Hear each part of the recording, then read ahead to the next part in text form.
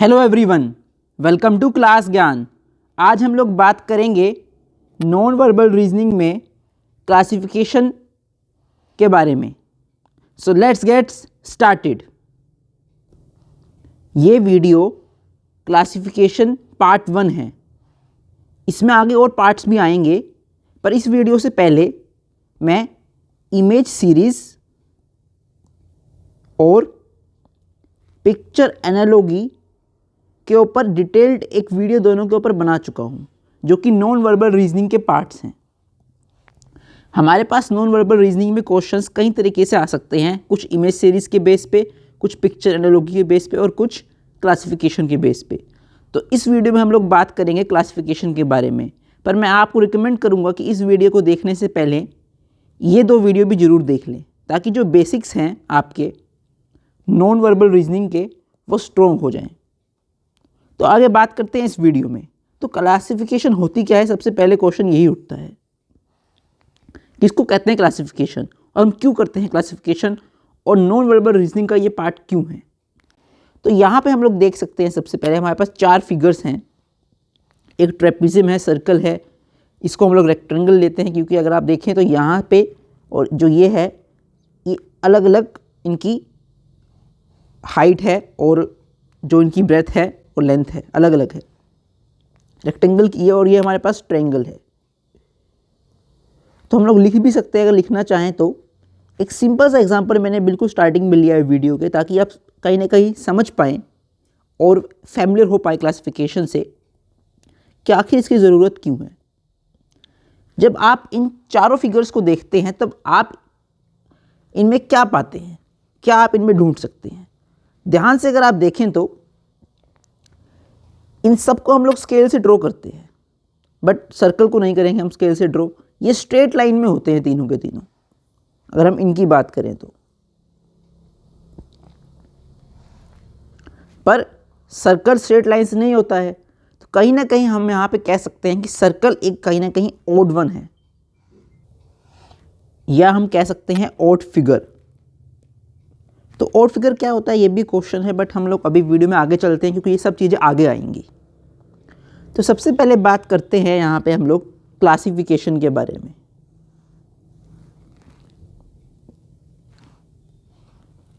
Classification is defined as to assort the different items of a given group on the basis of certain common quality they possesses and spot the odd man out। तो हमें odd man out के बारे में पता लगाना है या फिर odd figure पता लगानी है, अगर हम और मोर डिटेल्ड बात करें तो। बट बेसिक डेफिनेशन क्या है? टू एजोट मतलब हमें क्या करना है? Place in group of different items of a given group and on the basis of certain common quality. तो ये हो गया हमारे पास क्लासिफिकेशन के बारे में। So different types of questions can be asked covered in this chapter as follows, like choosing the odd figure, जैसे कि मैंने आपको बताया था ऑड फिगर जो डिफरेंट है, या फिर choosing figure with same characteristics. तो अलग अलग तरीके से आ सकता है question. The section qualification cover several different criteria which can be applied to classify the given items into a particular group. The classification can be based on some common properties which they possess, like shape, number of sides, division of figures etc. तो हमारे पास same हो सकती है, जैसे कि shape same हो सकती है, जैसे कि ऊपर दिखा था वहाँ पे हमारे पास था। नंबर ऑफ साइड्स हो सकती हैं, या फिर डिवीज़न ऑफ फिगर्स। तो बहुत सारी चीज़ें इसमें होती हैं, काफ़ी टाइप्स होते हैं। इस वीडियो में मेनली मैं सिर्फ बेसिक ही बता रहा हूँ। The object which possess this common properties are classified into same group and which the object does not possess this common properties the odd one is to be eliminated from the group. तो ये यहाँ पे हमें समझ में आ जाए कि odd one क्या होता है, which does not possess the common characteristics, जैसे कि हम लोगों ने यहाँ पे देखा था। तो ये ऑड वन है या फिर ऑड फिगर कह सकते हैं आप इसे। तो एक एग्जाम्पल लेके चलते हैं, जो ऊपर वाला एग्जाम्पल था। In all of the figures given above except circle, this one all are formed with straight lines. ये स्ट्रेट लाइन से बना है, ये भी स्ट्रेट लाइन से, ट्रेपेजियम भी स्ट्रेट लाइन से बना है। Circle does not fit into the group and it is a odd one. तो हमारे पास क्या है, जो सर्कल है वो फिट नहीं करता है ग्रुप में, इसलिए इसको हम कहते हैं ऑड वन। या फिर ऑड फिगर भी आप कह सकते हैं, एक ही बात है, उसमें कोई खास फर्क नहीं।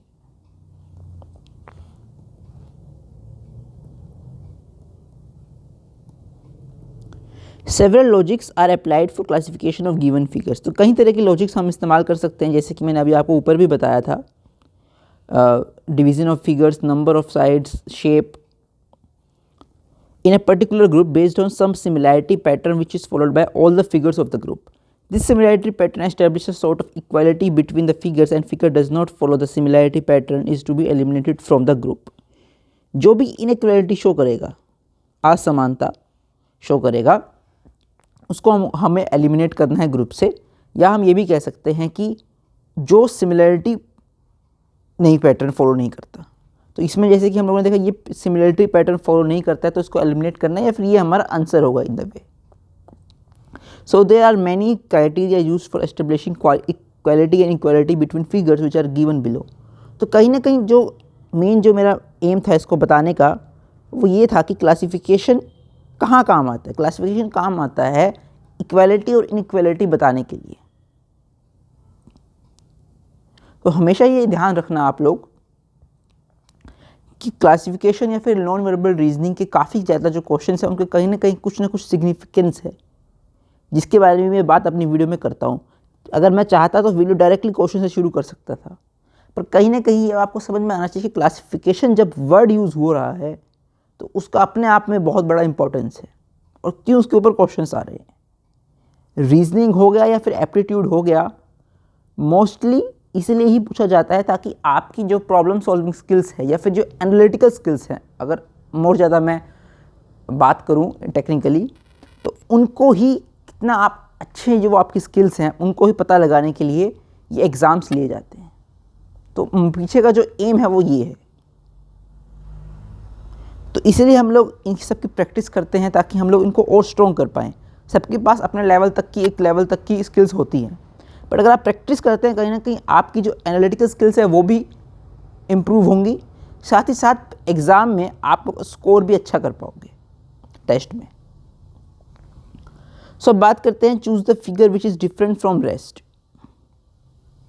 तो हमारे पास ये फिगर्स हैं, आप देख सकते हैं ये हमारे पास फिगर्स हैं। तो इनके बारे में बात करते हैं। हमारे पास ऑप्शन में हम लोग कह सकते हैं कि ये ऑप्शंस हैं हमारे पास, इनमें से एक आंसर है। तो सबसे पहली बात, फर्स्ट ए फिगर देखते हैं।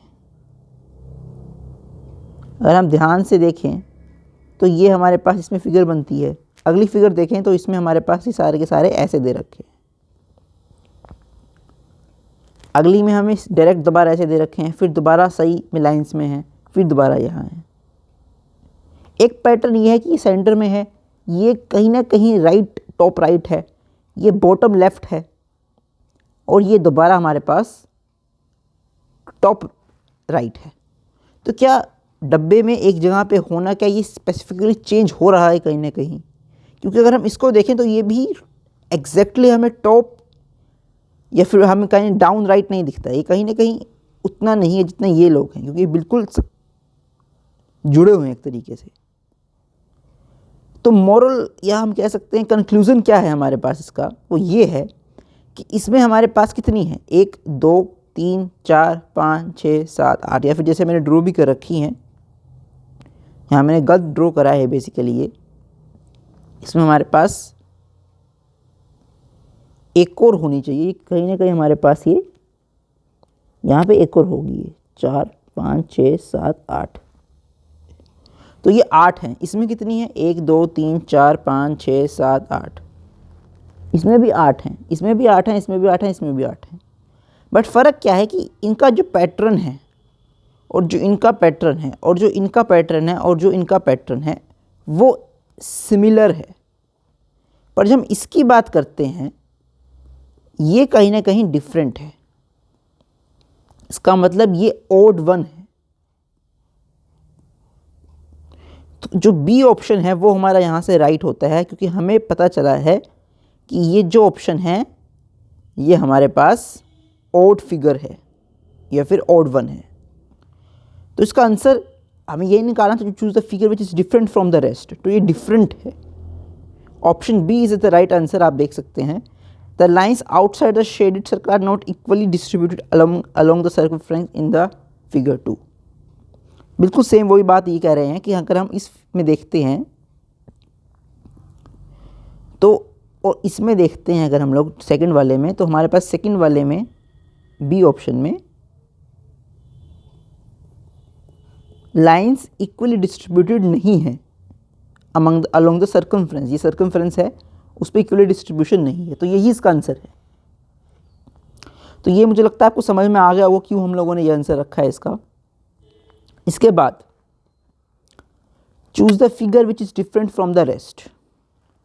तो अगर आप देखें इस फिगर के बारे में, हम इसको नाम दे देते हैं एक बार पहले, 1 2 3 4 5। तो ये 5 फिगर्स हमारे पास हैं। तो हम लोग सबसे पहले फर्स्ट फिगर देखते हैं। अगर हम लोग फर्स्ट फिगर को ड्रॉ करें तो ये कुछ ऐसी ड्रॉ होगी। ये बीच में हमारे पास एक स्क्वायर हम मान लेते हैं, स्क्वायर है या रेक्टेंगल है, हम स्क्वायर मान लेते हैं, स्क्वायर पड़ा है, और ये क्रॉस है।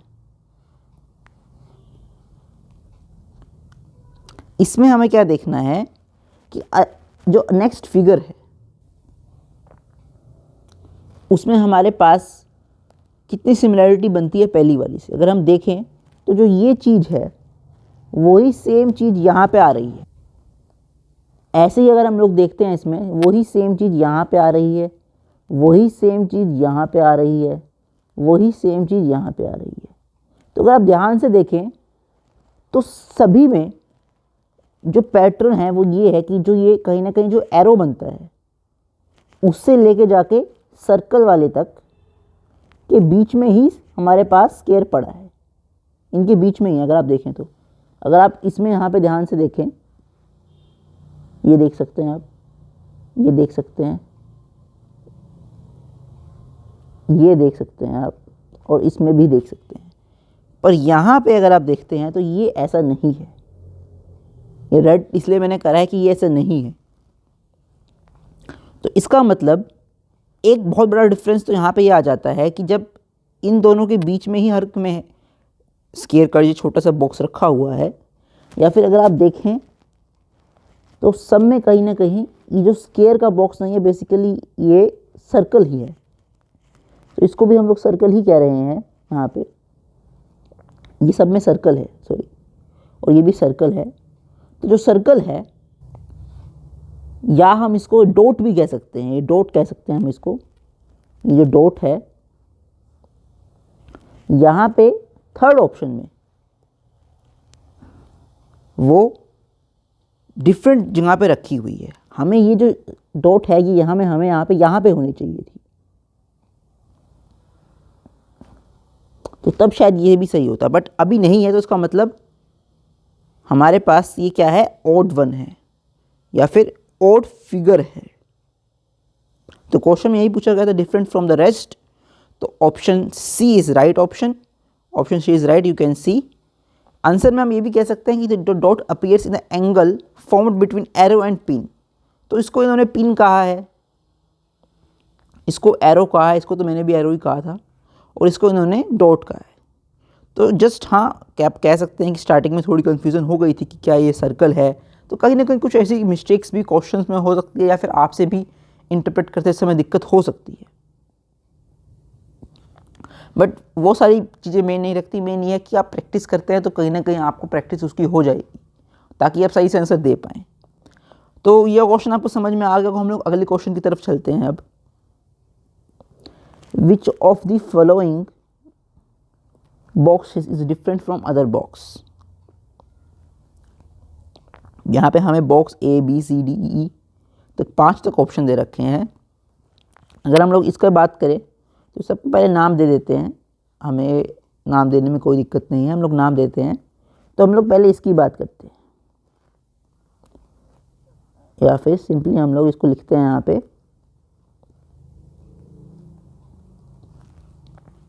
इसकी बात करते हैं तो इसमें पहली बात तो इन दोनों में डिफरेंस दिख रहा है, क्योंकि यहाँ पे अगर आप देखें तो 2 छोटी लाइनें एक साथ आई हुई हैं।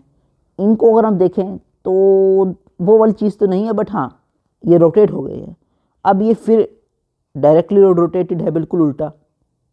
बट जो मिस्टेक मैंने यहाँ कही थी वो इसमें भी नहीं है, फिर ये अभी इसका उल्टा है तो ये रोटेट हो रहा है anti clockwise, clockwise, left right, जहाँ मर्जी जैसे मर्जी आप सोचें करें, वो आपकी इच्छा है। पर जो लाइंस हैं वो बड़ी के बाद छोटी, फिर ऐसे फिर ऐसे 3 बार ये हो रहा है। पर जब हम लोग ऑप्शन बी की बात करते हैं तो कहीं ना कहीं उसमें यहाँ पे रेड लाइट आ रही है।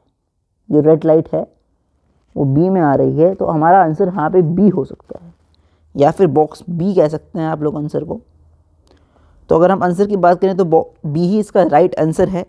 एक्सप्लेनेशन में आप देख सकते हैं, the lines in all boxes except the box B show similar pattern. Example, the large line alternates with a small line and the lines of box B don't follow this pattern, so it is different from the other boxes, hence ये क्या है, odd figure है। In detail मैंने बात करी है, इसमें भी आप देख सकते हैं कि यहाँ पे जो भी कहीं ना कहीं जो पैटर्न है वो नहीं फॉलो किया जा रहा है बी द्वारा, तो इसलिए ऑड वन वो है। ये मैंने बहुत ईजीएस्ट एग्जांपल्स लिए अभी तक इस वीडियो में मेरा, क्योंकि मेन एम ये था कि इसको बहुत कॉम्प्लेक्स ना करूं। क्लासिफिकेशन तब तक ही कॉम्प्लेक्स नहीं होता है आपके लिए, चाहे वो टेस्ट में या प्रैक्टिस के टाइम, जब तक आप इजी क्वेश्चन अटैम्प्ट कर रहे हैं। जैसे ही आप डेप्थ में मुश्किल क्वेश्चन अटैम्प्ट करने चले गए, क्लासिफिकेशन बहुत मुश्किल हो जाता है नॉन वर्बल रीजनिंग में। और एग्ज़ाम के लेवल पे डिपेंड करता है कि पेपर में आपके पास कितना मुश्किल क्लासिफिकेशन पे क्वेश्चन आएगा। तो मेरी जो वीडियो थी वो बेसिक ही थी। आप हमेशा याद रखें, मैं जब भी वीडियो बनाता हूँ जिसमें भी पार्ट 1 होता है तो हमेशा ही सिर्फ बेसिक होते हैं उसमें। पार्ट 2, 3, 4, 5 में आप समझ लीजिएगा लेवल बढ़ता जा रहा है, टॉपिक्स बढ़ते जा रहे हैं, सब टॉपिक्स नए से नए आते जा रहे हैं। तो अगर आपको और भी वीडियो चाहिए क्लासिफिकेशन पे या किसी भी टॉपिक में, चाहे वो इंटरव्यू प्रिपरेशन है या फिर वो एप्टीट्यूड है, रीजनिंग है, तो आप मुझे कमेंट सेक्शन में बताएं, तो मैं उसके ऊपर वीडियो बनाऊँगा। और बेसिक की वीडियो तो आएगी, वो बना भी रहा हूँ और आगे भी आते रहेंगे अलग टॉपिक्स पे। तो अभी पहले बात करते हैं 4th क्वेश्चन की। यहाँ पे हमारे पास फिगर्स दे रखी हैं, करीब 5 फिगर्स हैं। बहुत कॉम्प्लेक्स क्वेश्चन लगता है आप लोगों को शायद ये, बट इतना कॉम्प्लेक्स नहीं होने वाला है। तो बात करते हैं, इसमें हमारे पास ऑप्शन ए है, बी है, सी है, डी है, ई है। तो इसमें हम लोग क्या देख सकते हैं, सबसे पहले ऑप्शन ए में हमारे पास 3 ट्रायंगल्स हैं अंदर, 2 ट्रायंगल्स बाहर, 1 ट्रायंगल्स अंदर और एक बड़ी ट्रायंगल, तो 4 ट्रायंगल्स हैं। चलिए अगले में हमारे पास क्या है, अंदर 2 हैं। इसको मैं फिर बना देता हूँ क्योंकि ये कुछ इस तरीके से बना हुआ है। अंदर 2 ऐसे हैं और बाहर, तो इसमें करीब 1, 2, 3, 4, 5 फिगर्स हैं। इसमें भी अगर आप देखें तो 1, 2, 3, 4, 5, 1, 2, 3, 4, 5, 1, 2, 3, 4, 5 फिगर्स हैं। तो इन सब में 5 फिगर्स हैं, इसमें 4 फिगर्स हैं। या आप कह सकते हैं एक और तरीके से, सब पैटर्न क्या फॉलो करते हैं, पैटर्न फॉलो ये भी कह सकते हैं कि सब स्ट्रेट लाइन से है, तो सब तो सभी के सभी हैं, कोई डिफरेंट तो नहीं आया इसमें, एक भी ऑड वन तो नहीं आया। इसमें हम कह सकते हैं कि इसमें सर्कल आए, बट सर्कल तो इसमें भी आए, तो ये भी कहीं ना कहीं से एक सही आंसर नहीं लगता है।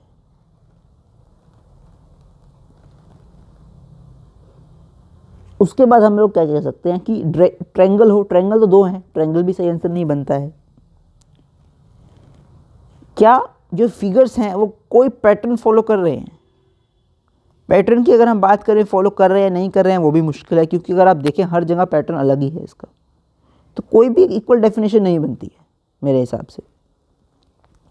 अगर आपसे बनती है तो आप मुझे ज़रूर बताएं। पर जो इसमें एक चीज़ देखने वाली वो ये है कि इसमें एक ट्रायंगल अंदर है, इसमें 2 है अंदर फिगर्स, इसमें 2 हैं, इसमें 2 हैं, इसमें 2 हैं, पर इसमें सिर्फ और सिर्फ एक फिगर ही अंदर है। ये 2 फिगर्स तो बाहर हैं, ये अंदर नहीं कह सकते आप। तो जो ऑड वन आउट है वो क्या है, डिफरेंस जो क्रिएट कर रहा है।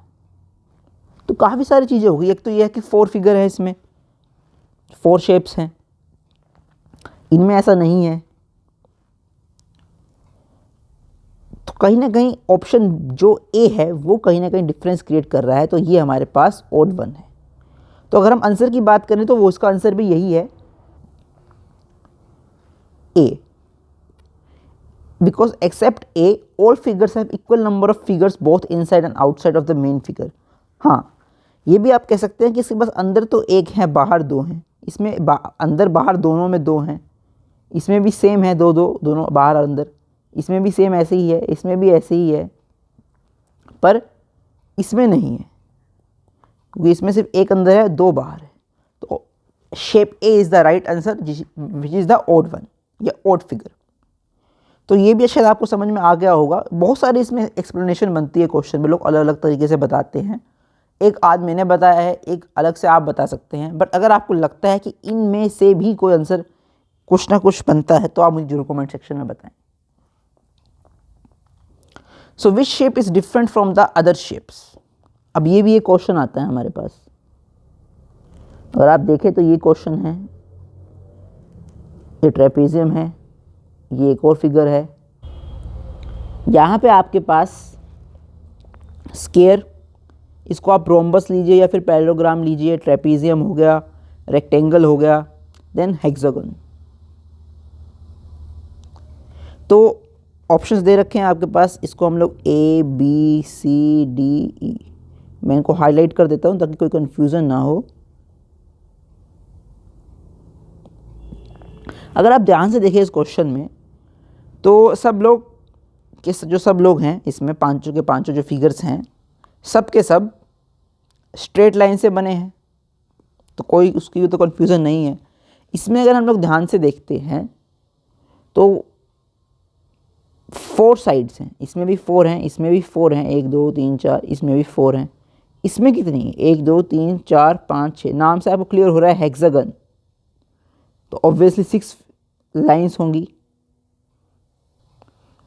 या आप कह सकते हैं 6 साइड्स होंगी। तो किसी भी तरीके से आप कहें तो कहीं ना कहीं एक डिफरेंस क्रिएट तो यहाँ पे ये हो रहा है कि इन सब में भाई 4 ही है बट इसमें 6 लाइंस आ रही हैं। तो कहीं ना कहीं ऑप्शन जो ई है वो क्या है,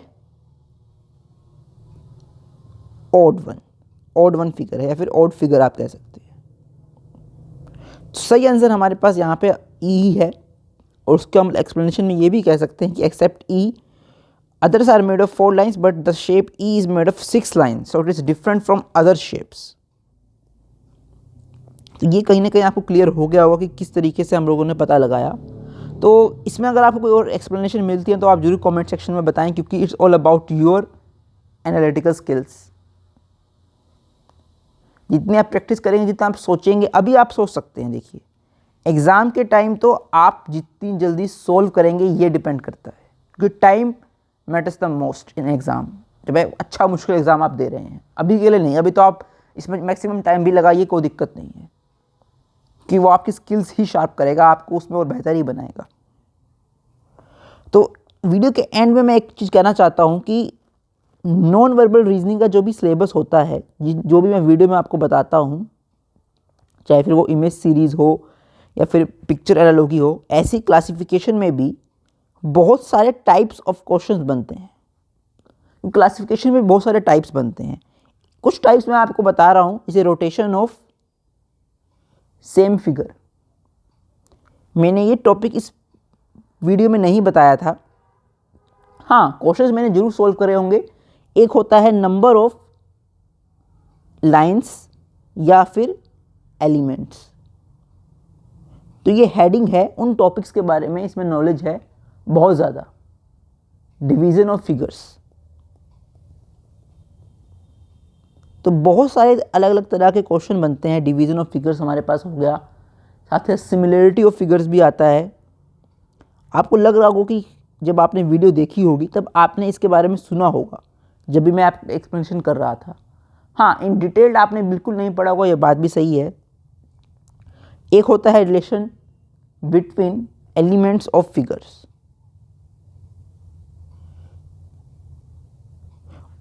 हमारे पास ये बहुत इंपॉर्टेंट होते हैं क्योंकि ये काफ़ी सारे टाइप्स होते हैं। एक होता है इंटीरियर और एक्सटीरियर।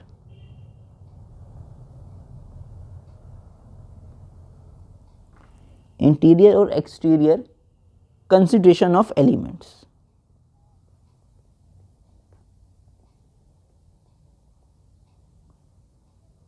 तो ऐसे ही हमारे पास टाइप्स होते हैं, हम लोग कह सकते हैं और भी टाइप्स होते हैं, ऐसे नहीं है कि सिर्फ इतने ही टाइप्स हैं। तो अगर आप चाहें तो किसी भी वीडियो पे कोई वीडियो चाहते हैं मैं बनाऊं तो आप मुझे कमेंट सेक्शन में बताएं, मैं इसके ऊपर जल्द से जल्द वीडियो बनाऊंगा। अगर आप चाहें तो आप इसकी फ़ोटो ले सकते हैं, मैं इसको मेंशन करने की भी ज़रूर कोशिश करूंगा। और इस वीडियो में इतना ही। क्लासिफिकेशन के ऊपर हम आगे और ज़रूर वीडियोस देखेंगे, डिपेंड किया आप लोग कितने वीडियोस चाहते हैं। इस वीडियो में इतना ही। अगर आपको हमारे चैनल की वीडियोस पसंद आती हैं तो चैनल को सब्सक्राइब करें और वीडियो को लाइक करना ना भूलें। अपने सभी फ्रेंड के साथ जरूर शेयर करें ताकि वो भी बेस्ट रीजनिंग के क्वेश्चन सॉल्व कर पाएँ, साथ ही साथ समझ पाएँ।